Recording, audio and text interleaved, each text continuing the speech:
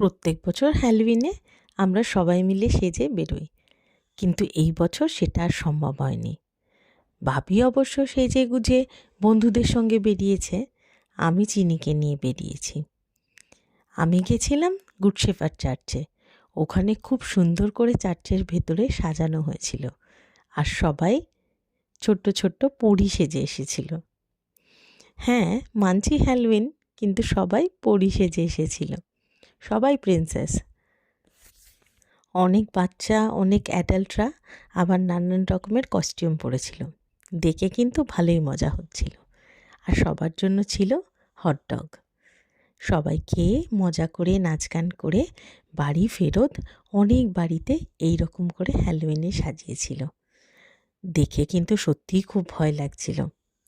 যেমন ঠান্ডা ঝোড়ো হাওয়া, আর তার মধ্যে এরকম সাজানো, একদম ম্যাচ হয়ে গেছিল পরিবেশের সঙ্গে। তারপর বাড়ি বাড়ি ঘুরে এক ব্যাগ চকলেট নিয়ে বাড়ি ফিরলাম।